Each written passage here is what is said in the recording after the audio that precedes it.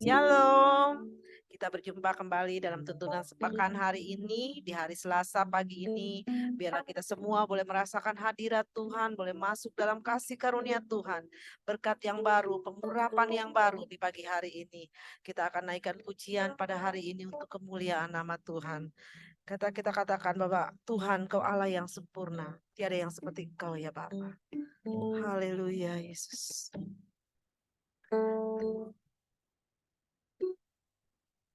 Haleluya. Engkau sempurna dalam rencanamu dan karyamu. Ku serahkan hidupku nikah dengan roh. Kita katakan lagi, Engkau sempurna dalam rencana dan karyamu. Ku serahkan hidupku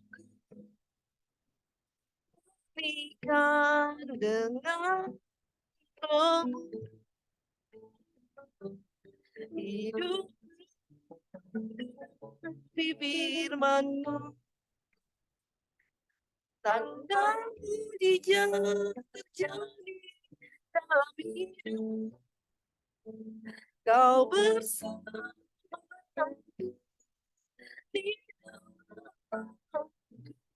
jadi bukti kebesaran-Mu. Hidupku firman-Mu, tanda mujizat terjadi dalam hidup. Kau bersama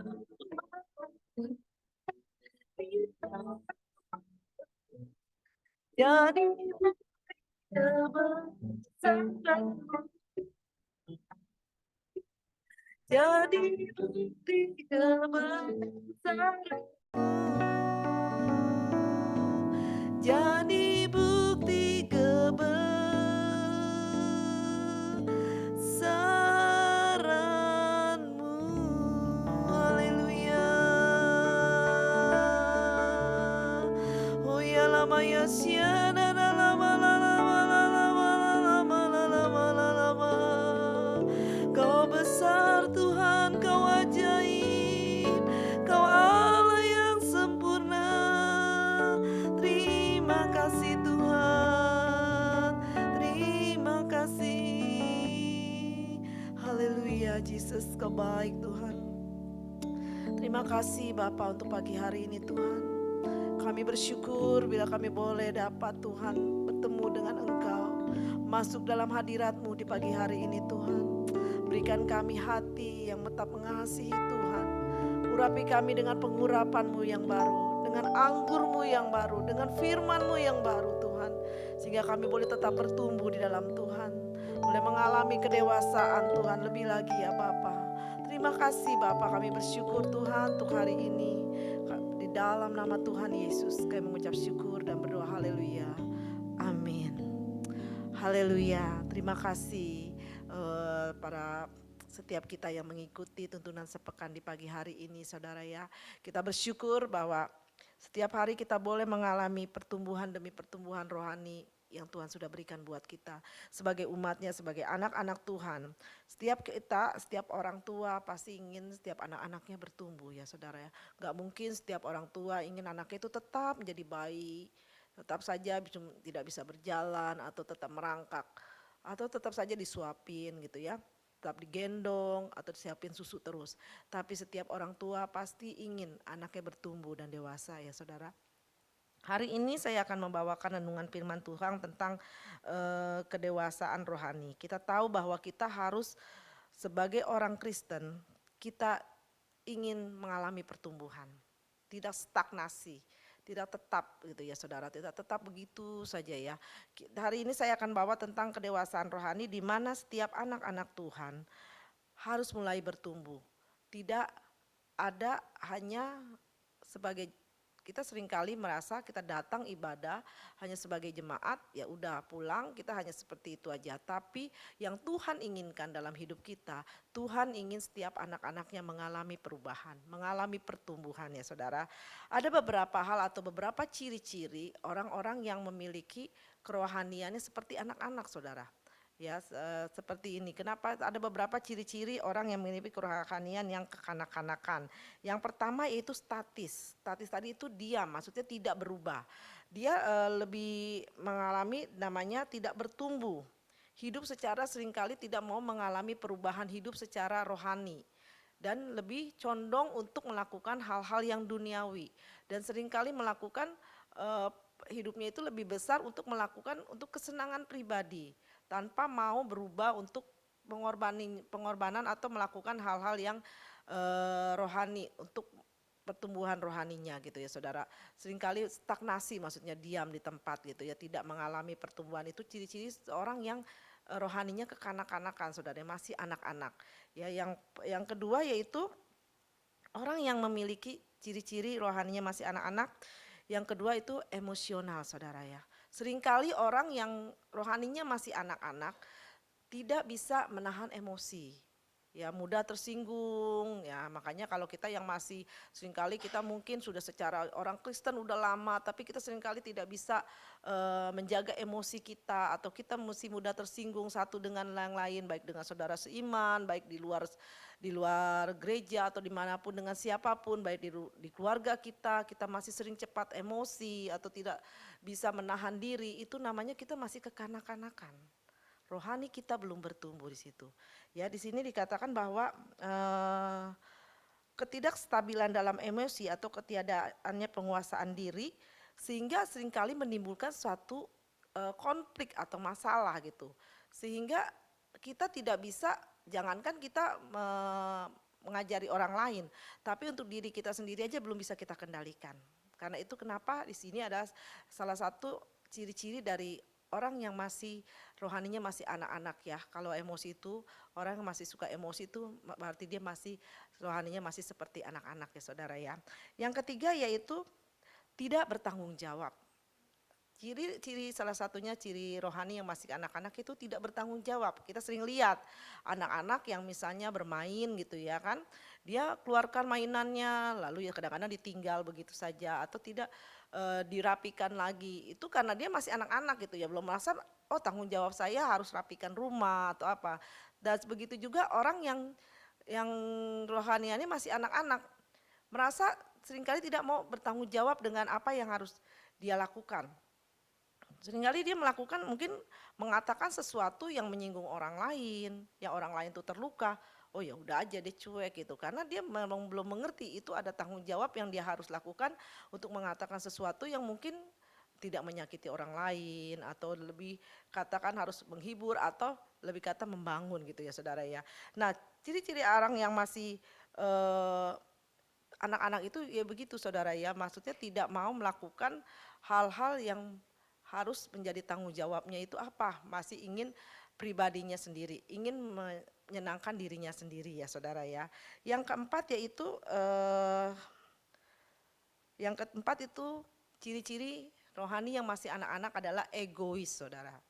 Kalau sifat egois itu masih kita miliki sampai hari ini, mungkin kita sudah orang Kristen, mungkin udah 5 tahun, 10 tahun, tapi kita masih memiliki sikap egois, berarti kita masih berada di porsinya anak-anak, rohanian kita itu masih di anak-anak. Kenapa? Karena seorang yang egois itu masih ingin mementingkan dirinya sendiri.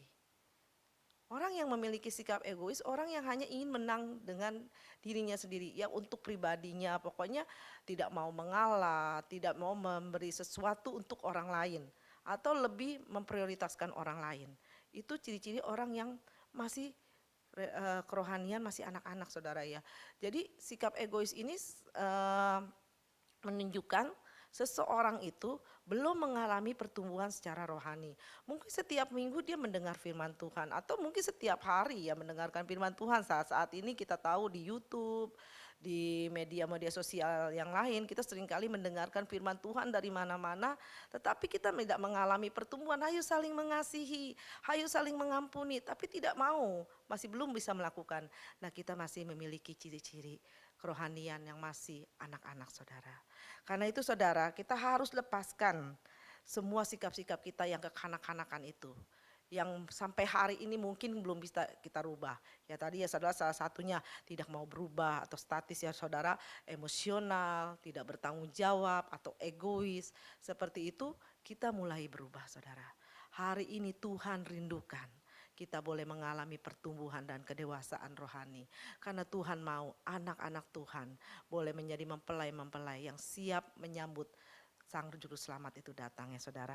Dan saya akan membacakan juga beberapa, saya akan menceritakan juga beberapa ciri-ciri untuk orang yang sudah memiliki kedewasaan rohani. Tadi kan saya menceritakan bahwa ciri-ciri orang yang masih rohaninya masih anak-anak. Nah ini adalah beberapa poin yang akan saya sharingkan untuk ciri-ciri orang yang sudah memiliki kedewasaan rohani. Yang pertama yaitu kerohaniannya terus bertumbuh. Jadi kerohaniannya itu mengalami pertumbuhan. Ya mungkin kerohaniannya pertama imannya baru percaya, oh besok aku akan dapat baju baru. Mungkin hanya sebagian kecil, tapi makin lama dia mempunyai iman yang semakin besar. Oh aku bisa mengalami lawatan Tuhan, mengalami pekerjaan. Mungkin dalam pergumulannya, dalam pekerjaan, dalam sekolah, dalam apa. Memiliki iman yang mulai besar, mulai bertumbuh, mulai percaya bahwa ada mujizat Tuhan yang melakukannya. Bukan karena hebat ya. Bukan karena kemampuannya, tapi karena ada Tuhan di situ, ada iman yang besar yang dia miliki. Nah itulah orang yang memiliki kerohanian bertumbuh. Tadinya enggak memiliki sesuatu kepercayaan yang mungkin gak ya, seringkali masih khawatir mungkin gak ya, tapi semakin lama semakin sejak dia boleh mengalami pertumbuhan secara rohani, dia imannya semakin bertumbuh dan percaya mengalami pertumbuhan demi pertumbuhan. Sehingga apa yang dia inginkan Tuhan berikan, karena apa? Iman yang kata Tuhan katakan, iman yang sebesar biji sesawi saja dapat memindahkan gunung. Nah seperti itu saudara, kita harus memiliki iman yang bertumbuh ya saudara. Itulah salah satu cirinya. Yang kedua yaitu hidup yang berbuah. Ciri orang yang boleh mengalami kedewasaan rohani, hidupnya boleh menghasilkan buah. Ya. Jadi hidup dalam mentalitas kelimpahan. Jadi hidupnya itu hidup yang penuh dengan kelimpahan dan menjadi berkat bagi sesama dan banyak orang. Jadi kehidupan yang menghasilkan buah itu kehidupan yang tidak hanya untuk dirinya sendiri, tapi kehidupan yang boleh dia limpahkan untuk orang lain dan sesamanya. Jadi hidupnya itu boleh menjadi berkat lah seperti itu ya saudara. Jadi hidupnya boleh mengalami pertumbuhan yang mungkin tadi dia hanya tadi kan yang sikap kekanak-kanakan tadi hanya memikirkan dirinya sendiri. Tapi sejak dia mengalami kedewasaan secara rohani, dia sudah memikirkan untuk kepentingan orang lain. Ya saudara ya, mungkin seperti ya kita kalau ada di rumah pesta misalnya ya, ada orang yang mungkin sudah lebih lanjut usia dari kita mempersilahkan dia lebih memberikan dia lebih dahulu untuk mengambil makanan, atau kita ada di bus umum kita memberikan tempat duduk untuk orang yang lebih usianya lebih lanjut dari kita. Nah seperti itu saudara, jadi tidak mementingkan diri sendiri, kita menghasilkan buah-buah kasih, buah kebaikan ya, seperti 9 buah roh yang boleh kita miliki saat-saat ini. Kita harus memiliki semuanya itu ya saudara, hidup menghasilkan buah. Jadi orang yang memiliki dewasa rohani, ciri-cirinya yaitu menghasilkan buah ya saudara. Dan yang ketiga yaitu mengerti tujuan hidupnya di dalam Tuhan. Orang yang dewasa secara rohani, dia mengerti tujuan hidupnya di dalam Tuhan. Jadi setiap orang yang sudah dewasa secara rohani, dia memiliki tujuan dalam hidupnya. Tidak hanya tujuannya itu ya pengen kaya, punya karir yang bagus, atau dapat menjadi orang yang hebat gitu ya. Tapi dia juga mempunyai tujuan yang khusus yang menyenangkan hati Tuhan. Tidak hanya untuk secara duniawi saja, tapi dia pengen mengerti akan maksud hati Tuhan. Apa yang ingin Tuhan lakukan dalam hidupnya dan juga apa yang harus dia lakukan untuk Tuhan, dia lakukan untuk kemuliaan nama Tuhan ya saudara. Di sini membuat keputusan dari pilihan yang tepat di dalam hidupnya.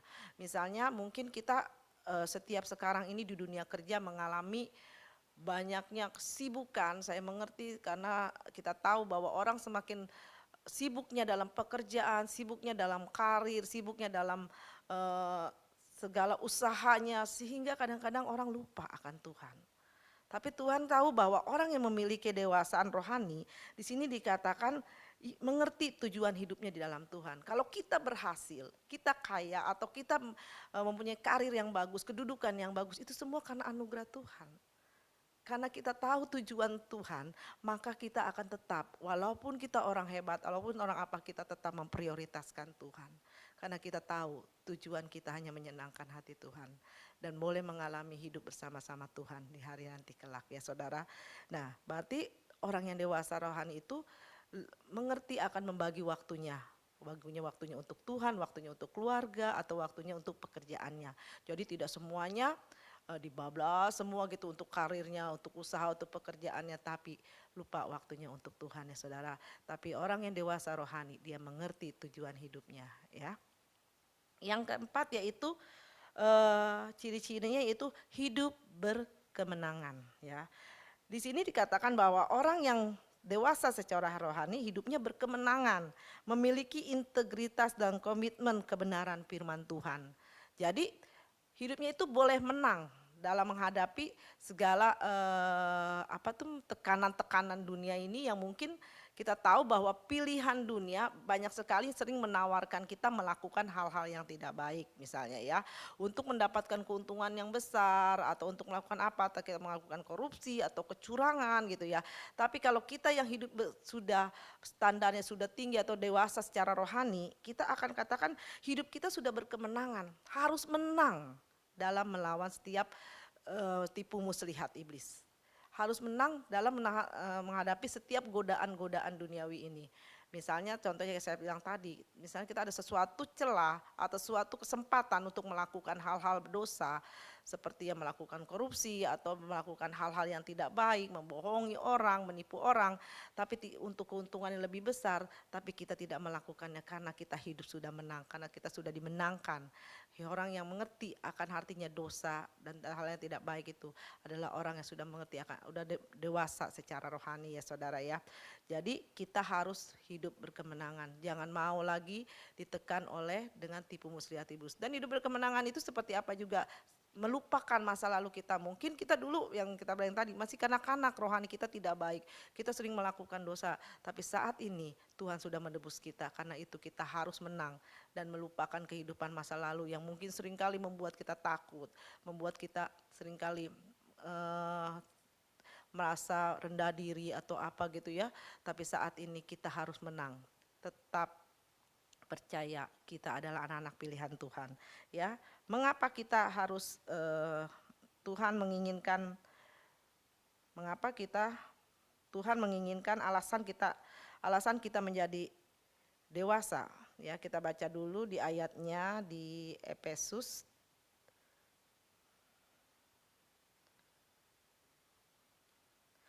Di Efesus 4 ayat 13 dikatakan di sini, sampai kita semua telah mencapai kesatuan iman dan pengetahuan yang benar tentang anak Allah, kedewasaan yang penuh dan tingkat pertumbuhan yang sesuai dengan kepenuhan Kristus. Haleluya. Di sini katakan sampai setelah telah mencapai kesatuan iman. Berarti kita bahwa mengerti dan mengetahui kebenaran tentang Tuhan sendiri, tentang anak Allah yaitu Yesus Kristus.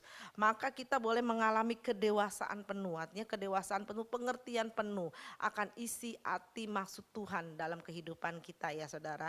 Nah karena itu saya akan bahas kenapa Tuhan ingin kita memiliki kedewasaan secara rohani.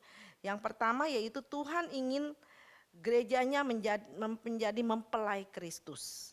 Ya, sebagai mempelai pastilah orang yang dewasa. Ya kan nggak mungkin orang menikah kalau belum dewasa gitu ya, anak-anak menikah kan belum boleh ya. Dan seorang mempelai yaitu orang yang sudah dewasa, orang yang percaya. Tidak dewasa rohani tidak bisa menjadi mempelai. Jadi orang yang tidak dewasa rohani tidak bisa menjadi mempelai. Karena itu kita harus memiliki kedewasaan rohani agar kita dipersiapkan menjadi mempelai-mempelai Kristus untuk menyongsong kedatangan Tuhan yang kedua kali saudara ya. Terus yang kedua, kenapa kita harus alasan kita menjadi dewasa rohani? Allah menginginkan kita berbuah. Jadi Tuhan menginginkan kita berbuah. Tidak seperti itu aja. Tuhan ingin kita mengalami menghasilkan sesuatu gitu ya, yang berbuah. Yang ketiga yaitu untuk menerima tanggung jawab yang lebih besar. Jadi mengapa Tuhan ingin kita memiliki kedewasaan rohani?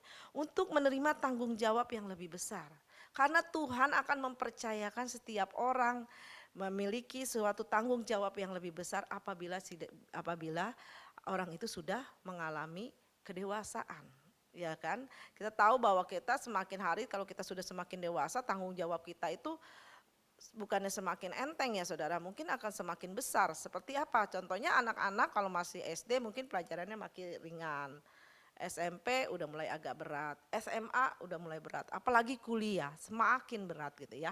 Nah kita tahu bahwa setiap kita juga yang mengalami kedewasaan, Tuhan ingin kita memiliki tanggung jawab yang lebih besar. Karena orang yang dewasa mampu melipat gandakan talenta ya, mengampu melipatkan gandakan talentanya dan akan dipercayakan tanggung jawab yang lebih besar. Jadi Tuhan akan melipat gandakan kita.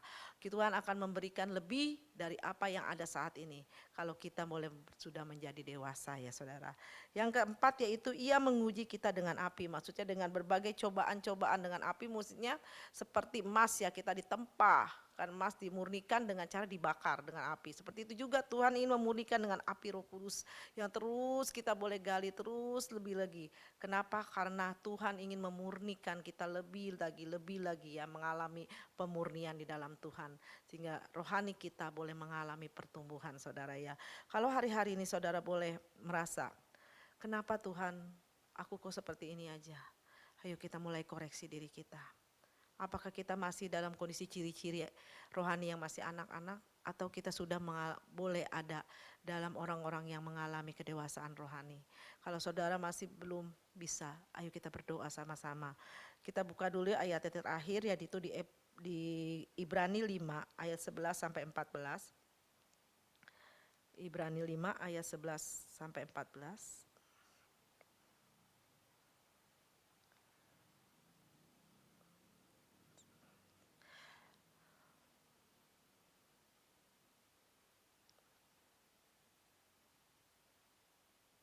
Di sini dikatakan peringatan supaya jangan murtad. Tentang hal ini banyak yang harus kami katakan, tetapi yang sukar untuk dijelaskan karena kamu telah lamban dalam hal mendengarkan.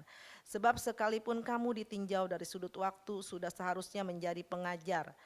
Kamu masih perlu lagi diajarkan asas-asas pokok dari pernyataan Allah, dan kamu masih memerlukan susu bukan makanan keras. Sebab barang siapa masih memerlukan susu, ia tidak memahami ajaran tentang kebenaran, sebab ia adalah anak kecil. Tetapi makanan keras adalah untuk orang-orang dewasa yang karena mempunyai panca indera yang terlatih untuk membedakan yang baik daripada yang jahat. Saudara, di sini di ayat penutup ini saya mengatakan bahwa kita harus mulai bisa mencerna makanan-makanan yang keras. Mungkin makanan-makanan yang keras itu adalah kita siap menjadi murid-murid Tuhan, yang siap dilatih, yang hidupnya mulai disiplin, hidupnya tidak maksudnya kadang-kadang kalau kita masih kanak-kanak secara rohani dikatakan di sini, sebab sekalipun kamu ditinjau dari sudut waktu sudah seharusnya menjadi pengajar. Tapi banyak seringkali orang yang mungkin sudah 10 tahun menjadi orang Kristen atau 20 tahun menjadi orang Kristen, tapi dia belum bisa mengajar kepada orang lain. Karena apa? Kehidupannya sendiri belum bisa menjadi teladan. Ya saudara, karena itu kita harus mulai berubah, harus mengalami kedewasaan. Di sini dikatakan bahwa tetapi makanan yang keras adalah untuk orang-orang yang dewasa karena mempunyai panca indera yang terlatih untuk membedakan yang baik daripada yang jahat.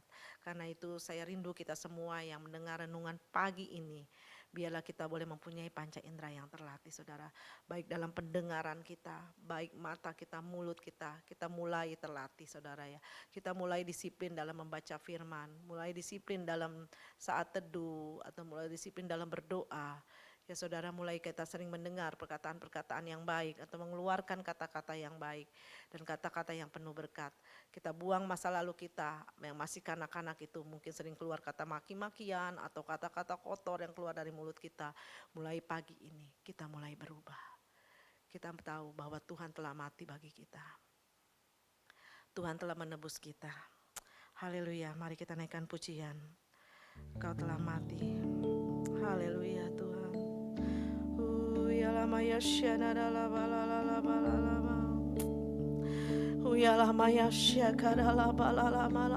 Yesus, terima kasih Tuhan. Terima kasih Bapa untuk memurnikan kami Tuhan, untuk menyelamatkan kami ya Bapa. Kau rela mati bagi kami Tuhan. Karena itu tolong kami Tuhan, ajar kami Tuhan untuk menjadi orang-orang yang dewasa. Orang-orang yang Tuhan boleh menghasilkan banyak buah, boleh menjadi berkat bagi banyak orang. Terima kasih Bapa, terima kasih. Haleluya Yesus. Bukan dengan barang fana Kau membayar dosaku, dengan darah yang mahal, tiada noda dan celah. Bukan dengan emas perak Kau menebus diriku, oleh segenap kasih dan pengorbananmu, ku telah mati dan tinggalkan cara hidupku yang lama. Semuanya sia-sia dan tak berarti lagi. Hidup ini ku letakkan bersamamu ya Tuhan. Jadilah padaku seperti yang Kau ingini. Katakan, ku telah mati Tuhan, ku telah mati dan tinggalkan cara hidupku yang lama. Semuanya sia-sia dan tak berarti lagi. Hidup ini ku letakkan pada mezbah-Mu ya Tuhan. Jadilah padaku seperti yang Kau ingini. Katakan, jadilah padaku Tuhan, jadilah padaku seperti yang Kau ingini. Katakan, jadikan Tuhan, jadilah padaku seperti yang Kau ingini.